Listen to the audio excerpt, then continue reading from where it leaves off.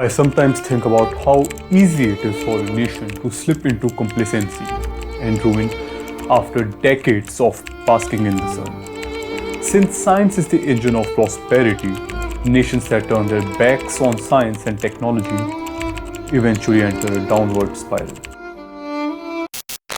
Kardashev Scale, according to Wikipedia, is a method of measuring a civilization's level of technological advancement based on the amount of energy it is able to use. The measure was proposed by Soviet astronomer Nikolai Kardashev in 1964 at the Burakan Conference. Classification puts civilizations on a scale, categorizing them in types, ranging from type 1, which is able to utilize the mere energy that falls on the surface of its planet, to type 3, a level at which we might assume the civilization to be composed of god-like beings, the type 1 civilization. This is a civilization which can control and utilize all the energy falling on the surface of its planet by its star, which results in an energy consumption of 10 raised to the power 16 watts. This much wattage might not seem to be anything astounding, but considering that currently we are at the stage of utilizing a mere 10 raised to the power 13 watts, putting us at a level of 0.7, this stage surely makes the future seem a lot more brighter. At this point already, we would not have any energy constraints of the present day. However, as we move forward, you will begin to think of type 1 as a petty, primitive civilization, the type 2 civilization.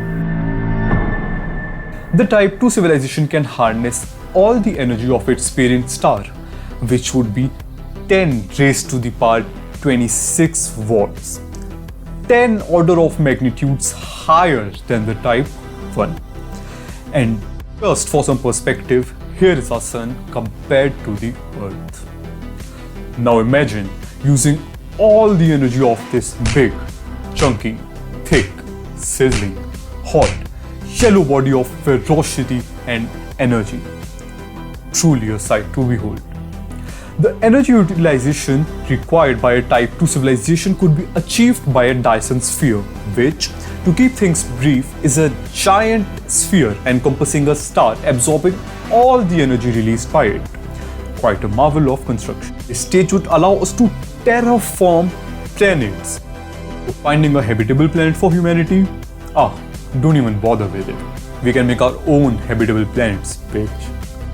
In most sci-fi media taking place in the future, our own civilization is portrayed as a type 1. Now imagine something incomprehensibly more powerful than it.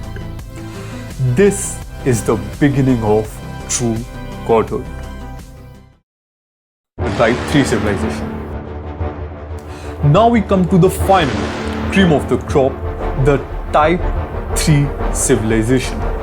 A type 3 civilization is able to capture all the energy emitted by its entire galaxy. Oh, pardon my profanity.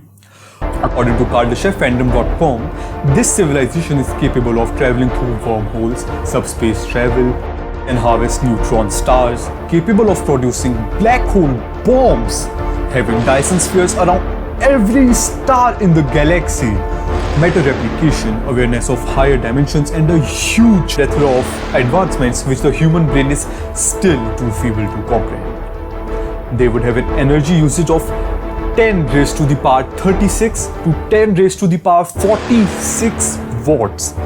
However, the true amount might be orders of magnitude higher than this, since we can only speculate what would happen at such an advanced level. The true scale and capabilities of this civilization would be so large that even the craziest technologies of human imagination would be primitive and rudimentary to their society, to the point they would think of it as what we think today of a basic sphere used by cavemen.